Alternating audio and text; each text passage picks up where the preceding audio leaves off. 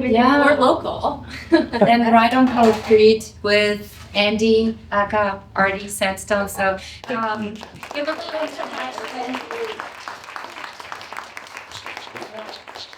I'm very excited about being here in a studio so we can all see the wonder of his art and what he created with his hands. Mm-hmm. So let the magic begin. Thank you everybody for being here. This means so much to me to be able to host new faces, familiar faces in this space.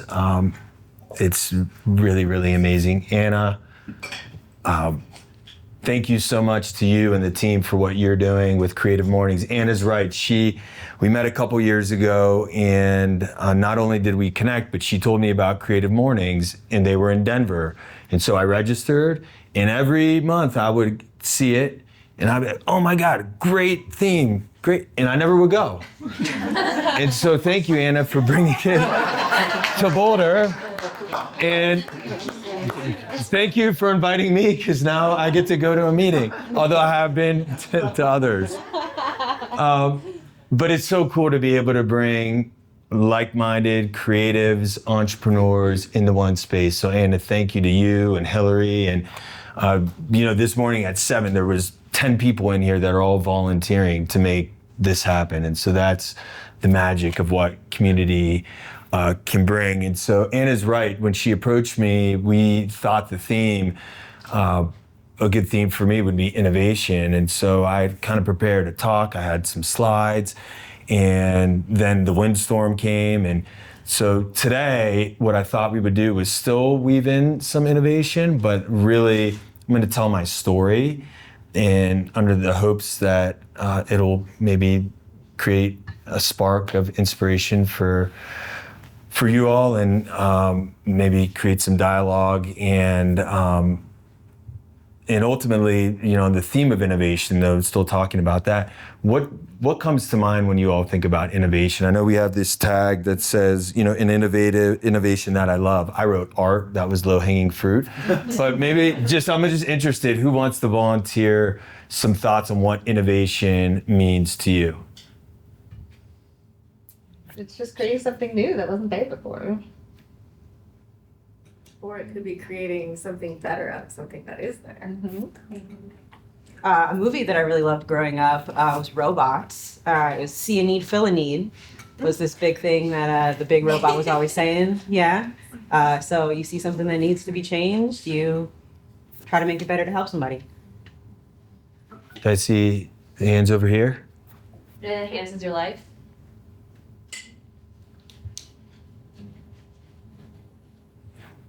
Lori, did you have one? To me, innovation is finding another way. I think it's freedom to play and explore. Any other?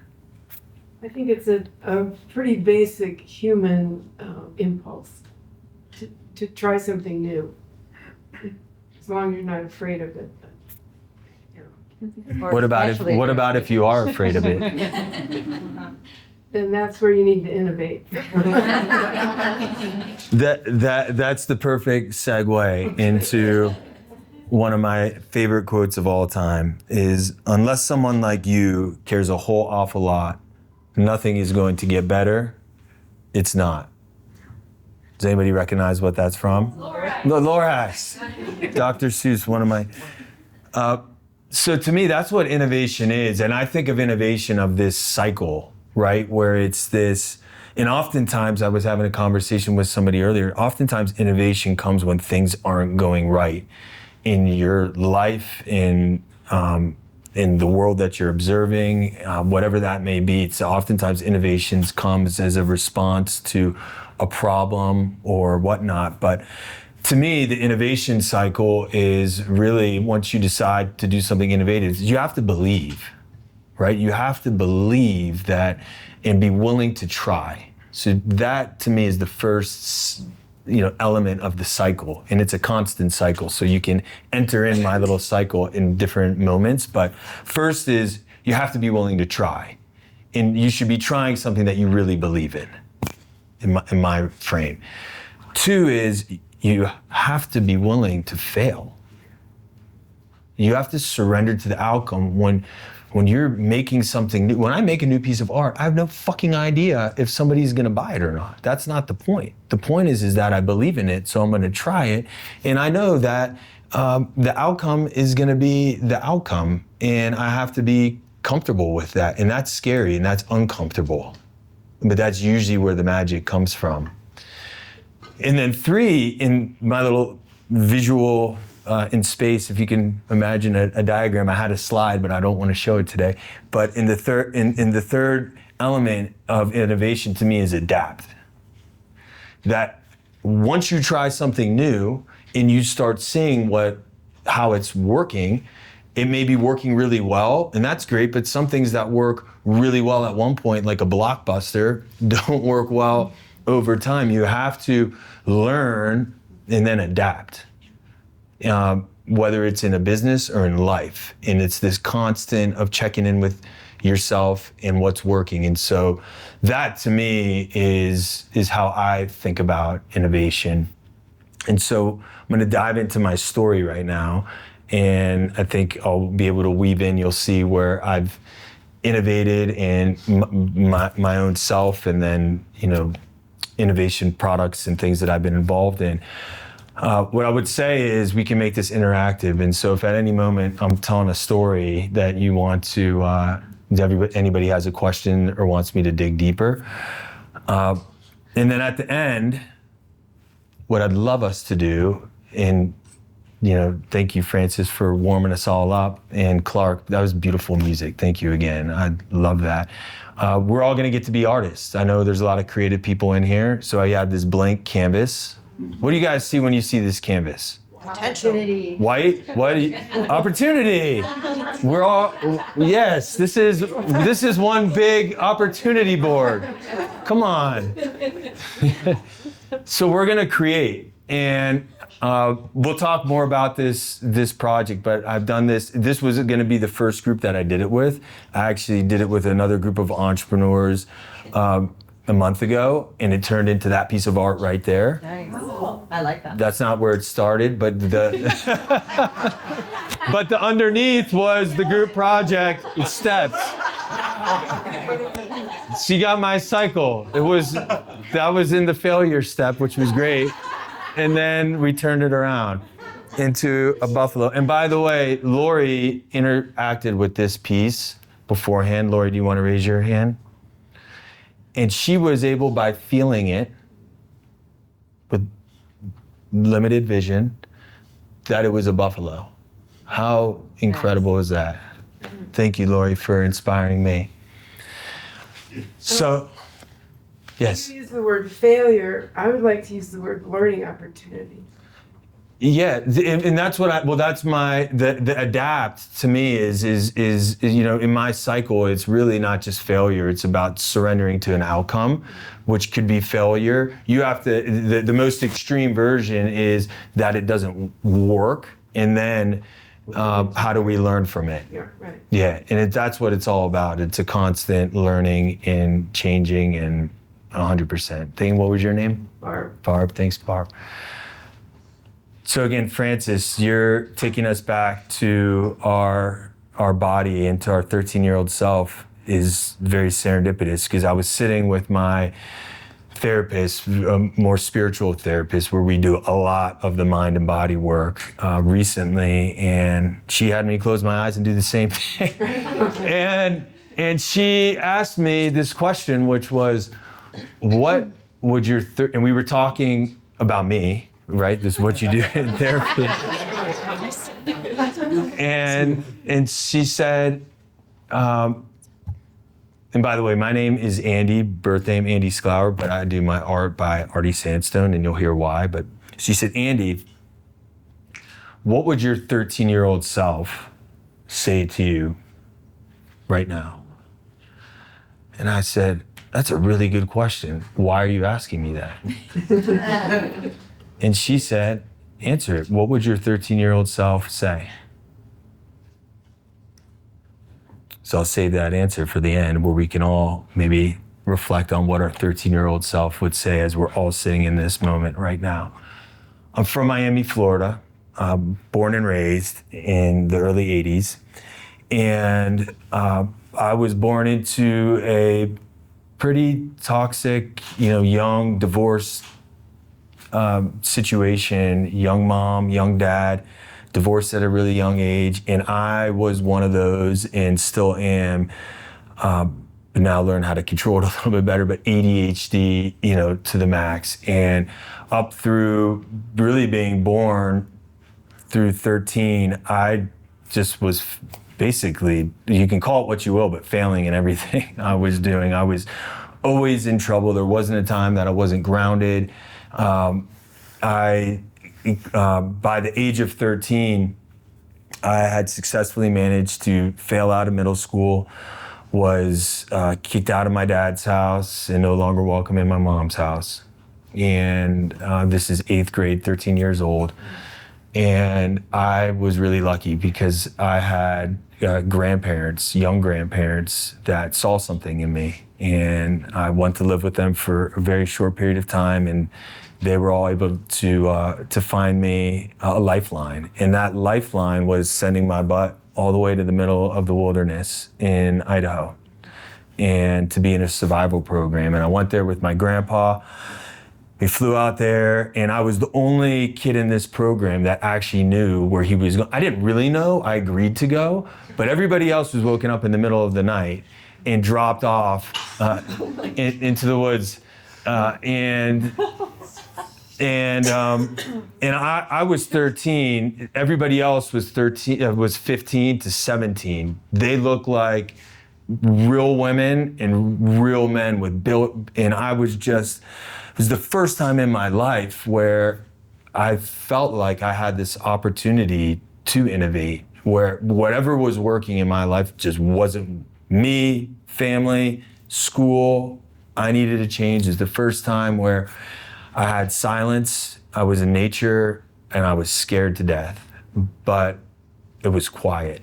And I was around people that were like me, who were similarly struggling and needed a lifeline, and we all got a lifeline.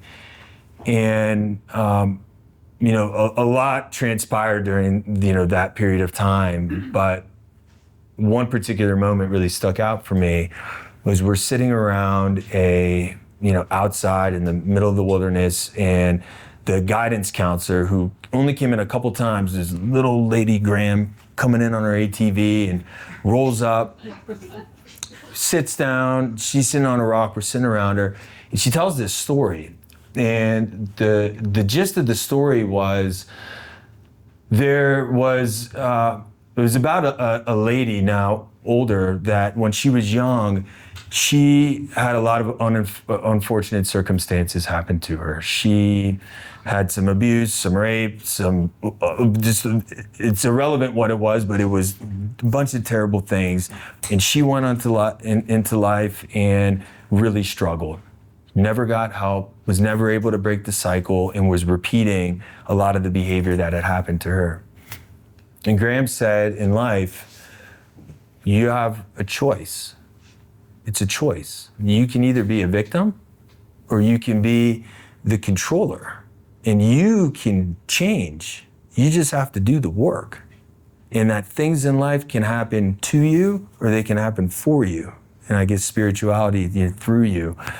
And that just landed with me, like big time. Whatever happened on why I was at this program, I'm sure there's a lot of mutual accountability there, but it was on me. And it was up to me. Nobody else was going to do the work but me. And that's what I think a lot about innovation is like you just have to, you have to believe in yourself, and you have to be willing to just make that change. And in this case, I was in my little cycle of, I was already failing what I was doing. So I needed to learn and adapt. And I did. And that program, changed my life. And from there, I went to a reform school in Western Mass. And this was, talk about a juxtaposition. I went here, all I wanted to do was good. I just didn't want to get in trouble anymore. I wanted to do well in school. And at this school, what they had was every week you would get rated by all the staff, and there was a lot of staff, and they would rate you on a scale of 1 to 8.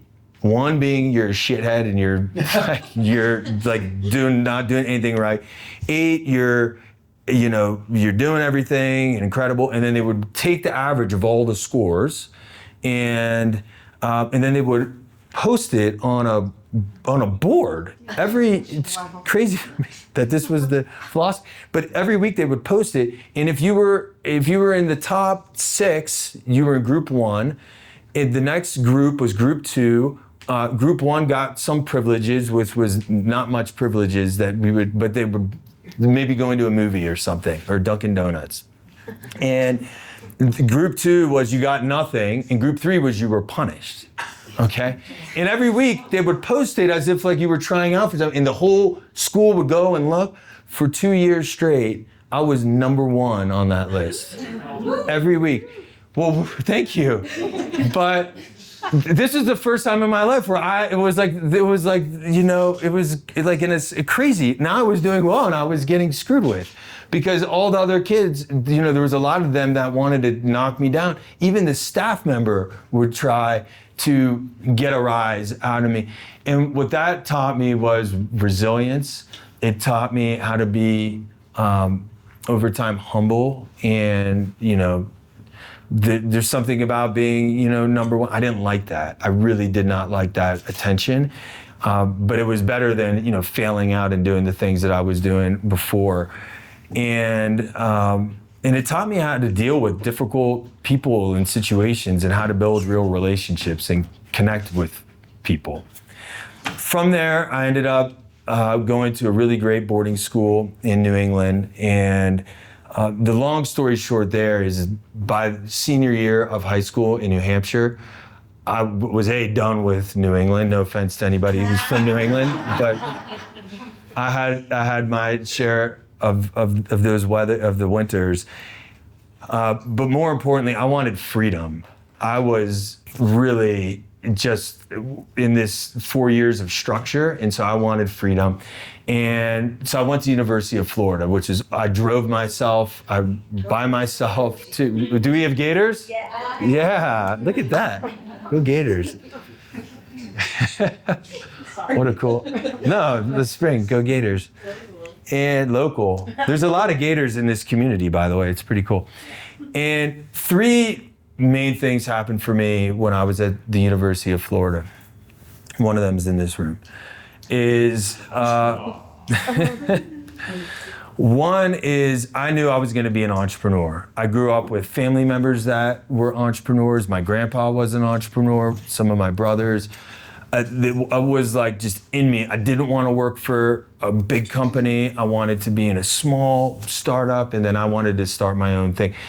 I really wanted to be a leader and to be in charge. I think that was some of my issues as a kid, was being in charge. Just wasn't the right time for me to be in charge at 6 years old. And but I knew as a college student that I wanted to go on the path of entrepreneurship. That was very clear for me. And I didn't care really what it was. I wanted to make an impact. I wanted to solve problems. I wanted to lead. And that was my path. 2 is, I had a girl that I was dating at the time, before my wife Jody, and she was an art major. And she was in my room one day working on a project, sitting on the floor, and it was charcoal on paper. And as a kid, and when I wasn't getting in trouble, I was creating. I was always making different things, and I was always making these crazy, we were behind Clark, these characters and doodling, but I had no formal art training, and I was just kind of always sketching characters. And so she was working on this project. I said, give me that. And I haven't stopped since. I just fell in love. And so my first medium that I worked with was charcoal and paper and pastels and paper. And I quickly realized how dirty and disgusting and hard it is to preserve it. So I learned everything I've done is self-taught of 23 years of now practice. But I knew I wanted to be an artist. I just, at that age, I knew I wanted to be an artist in the sense of creating.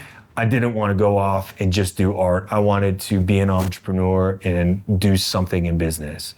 The third thing is, there was one night where I was throwing a party senior year, and I had a dog running around. My dog Willow was running around the house, and he had a sombrero on and was drinking beer. And there was this beautiful blonde, yeah, like any college dog would be doing, right? And there was a beautiful blonde that was going nuts. Like, whose dog is this, and why are they drinking beer? That was Jody. And I shook her hand, and I shook her hand for a minute, being like, where did you come from? She was at school from Indiana visiting her friend and ended up at my party. We've been together ever since. And so, Jody, I love you. Thanks for always being there. And from that moment, like the rest of this story that I tell you, you know, she's been along my side and can vouch for some of the highs and lows of being a crazy entrepreneur. And I say crazy in an earnest, you know, humble way. It just, I don't mean crazy. And, or maybe I do. And so from University of Florida, I accomplished what I was looking for. I wanted to be in a small startup. I got into a small startup in South Florida, moved to Miami Beach with Jody. And I started in this small startup it was a technology company, identity verification. Long story short, over 3 years, we ended up getting acquired. It was one of those, you know, right time, right place. And I was the youngest person in the company, and I learned so much. I got to work for all the C-level people. There's like 30 people in the company, and half of them were in tech. And so I learned so much during this period of time. I also, you know, graduated college with not a nickel or even a stove in my kitchen. And it was the first time I had like some money. And it wasn't even real money, but for me, I was like, we're rich. And Jody was in the shower, and I ran in and I showed her this check. And what it said to me, it wasn't about the money. It was like, oh, you can do these things, and it can, you know, make things happen. And it just, you know, invigorated me. And the big thing that I got out from that experience is like, I can do this. I learned, I was around a great team. And so my frame was, I'm gonna go off and I'm gonna start my own company. And I was writing business plans. And during that time, I had, and still have, a mentor who was freeloading space in our office. He was one of our major angel investors who had been really successful in the 90s in biotech. This is now 2009. Or 2007. And he said to me, you know, thick Southern accent, he said, you know, 26 years older than me, I really respected him. And he said, Andy, 3 things for you. I was like, okay, I get 3 pieces of advice. And I was like, all right, well, what are they? He said, 1, you should stay with the big company for a year. And I hated that piece of advice because I did not want to be with it. It was a big public company that bought us in Boston. And I did not want anything to do with it. He said, 2, you should get your MBA. I didn't want to do that either. And then 3, he said, you should be my partner and do drug development. And I'm thinking, I don't know the first thing about drugs except maybe how to do them. And he said, I said that in my head, by the way. And he said, but I've been watching you for 3 years, and you could have run this business at 23. So that meant a lot to me. And so I did all 3 of those things, except the first one, I only made it 11 months, and I watched them kill our product, you know, $120 million acquisition that they just destroyed. Story for another day. I joined my mentor, and this is at 23, and we were working on an oncology project and ended up licensing that to a Japanese company and then selling the asset to another company. That product didn't end up moving forward, but in those couple years, I learned so much that at 26, I started my first biotech company with my partner. And when you talk about innovation, you know, drug development is one of those, you know, at the forefront of innovation. That is the ultimate science experiment. 2, from innovation, I didn't really know what I was doing. I was a business entrepreneur, so felt like what I was good at was willing to just innovate. I was willing to try new things. I didn't care about failing. I still didn't have a nickel in our bank account at 26. And so I had nothing to lose, and I wanted to help people. I loved the idea of learning something new. I had this great mentor. And so we built this company. I never forget, going on to Florida.gov or whatever it is and coming up with the name Brickell Biotech. That's an area in South Florida. Started this company and ended up, again, another long story short, happy to delve into details offline, but we ended up running that, and I ran that for 14 years. The first part of that in Miami, the last 9 years of that in Boulder. And that was, what an incredible journey. Highlights, we would develop drugs for the skin. We had one drug that we spent, one medicine that we spent 10 years developing for a disease called hyperhidrosis, for excessive sweat. We were successfully able to get that approved right before approval. It's now on the market in the US and in Japan with the Japanese partner. That took, so we sold the rights to that drug, and then a year later we had some other drugs, and we were public at this time. So we took the company public 5 years before we sold the drug. And we just made a call to ultimately return capital to shareholders and wind the company down, which was the right thing to do at the time. We had more capital in the bank than where our market cap was at. And so after 14 years, this was the right thing to do. And I learned so much during this time. I learned how to run a company. I learned how to deal with all sorts of challenges, litigation, getting drugs approved, difficult people. I also learned that this was not for me. I was talking to somebody before about, it costs so much capital to develop drugs. All I was doing for 14 years was raising capital and coming up with licensing deals. And it just, it was a lot, and it never really felt like, while I loved leading the company, I never felt like it was my zone of genius in being a scientist. I was always relying upon our science people. And so I knew that, at this point in time, like I could not just go keep doing the same thing. Well, where does art come in? Art comes in that from the time I started, I kept making art. And about 13 years ago, when our first daughter was born, Haven, I finally got the courage, I don't know how or why, but I got the courage in Miami to show some of my art, which I think for all of our creative types, that's a big thing. Especially, I was running this serious company, and I was, had all sorts of imposter syndrome with my art, but I knew I had something to share, and I really believed had like a brand and something that was just different and unique. And so I went into this Wynwood area. That's, if anybody's familiar with Miami, it's kind of Rhino district, but just like on steroids. And this is where all the galleries were. And I went there on a Saturday. They used to do these first Saturdays. And I went there and I brought my art. And I had this gallery approach me, and right away, they saw my stuff and they pulled me in, and they thought that it would be a cool idea as if I had an alias and was like more behind the scenes. And this is around the time of Banksy and just, the being infamous. And so I actually thought that was an amazing idea, because I was running this company and I was a little bit nervous and had that real imposter syndrome about my art and how it would do and whether I should be showing it or not. So I remember I was standing at when LeBron James was at the Miami Heat. I was at one of his games and talking to the gallery, and I'd been signing my art for many years as AS.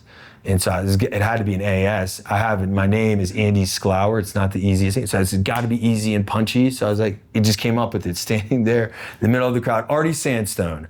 Told her, locked it down. And so that name, that's where the Artie Sandstone, and now it's become an interesting thing because as I'm leaning into the Artie Sandstone in life, people are like, is it Andy? Is it Artie Sandstone? It's whatever you want. I mean, Artie's kind of a cool, fun name, so you can call me that.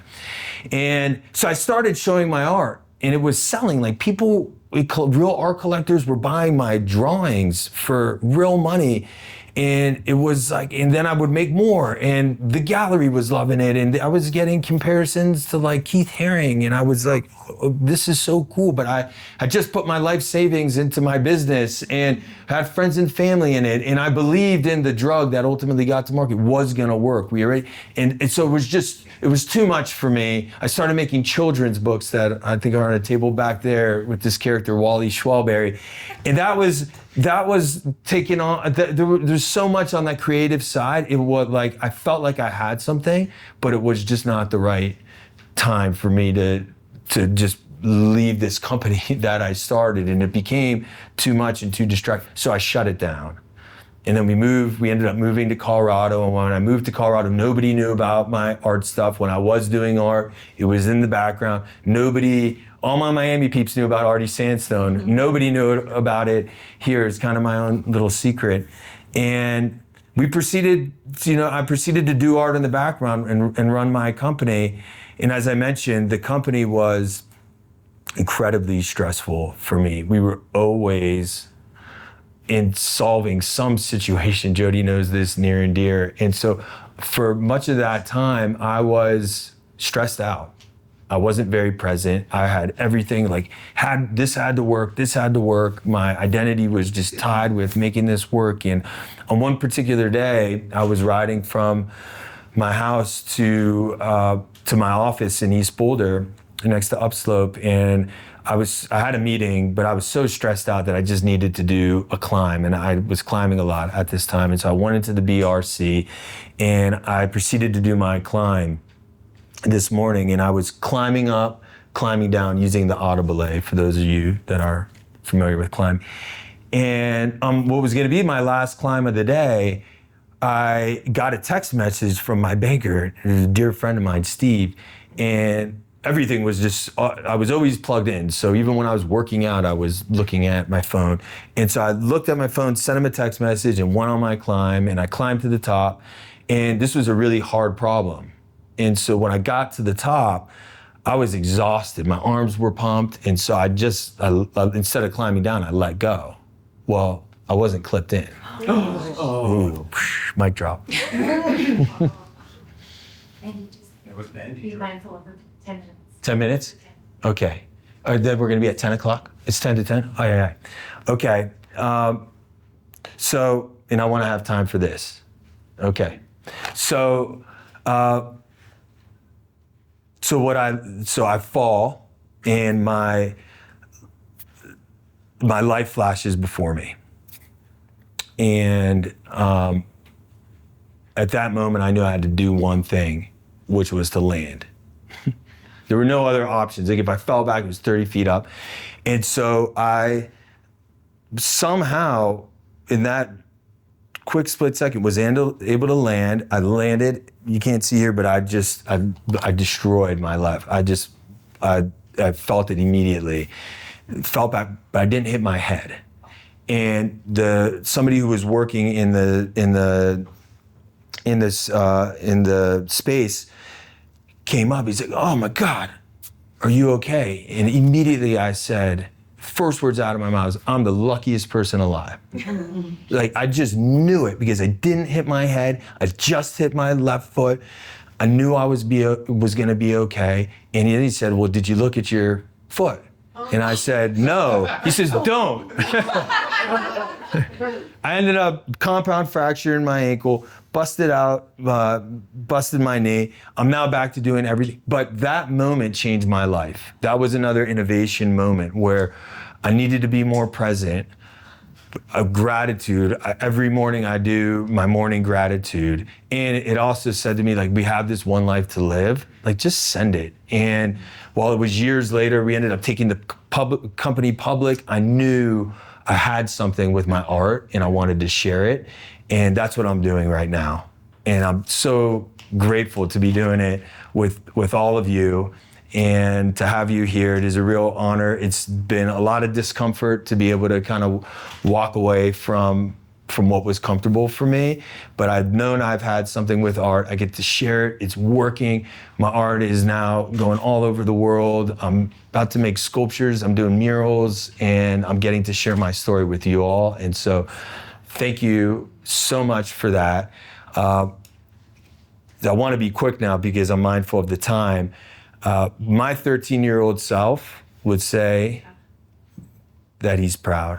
And I would implore everybody here to, I guess the theme of the day, given where Francis started, was how important it is to connect back to our youth and give credit for, how far we've all come in our own journeys, and to not let go of that, because I think we all carry that 13-year-old with us, and generally all over our body and our minds, and it's easy to forget that. So I'll leave you with that. My hope is, and if everybody's able to maybe stay just a few minutes extra, we're gonna do a group art project, okay? We're gonna change it up a little bit from what I've done in the past, because I'm gonna give color options.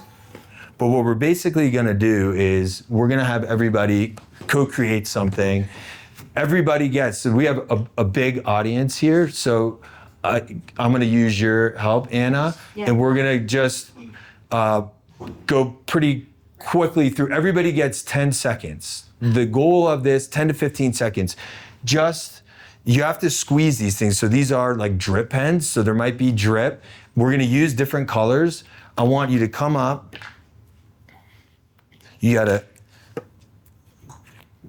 We'll start with some of these colors here, but you gotta press it in, squeeze, press it in, and go. And ultimately, we're gonna innovate together. So think about creating something together. Think about creating something just for yourself, something that you feel, and we'll see where it lands. Don't hold back, just color in. The colors now, because we're using different colors, they're gonna bleed together, but let's listen to each other. Let's listen to ourselves, have fun with it. This is the biggest audience that I've done this with, and it's a smaller canvas than that, but let's just go for it.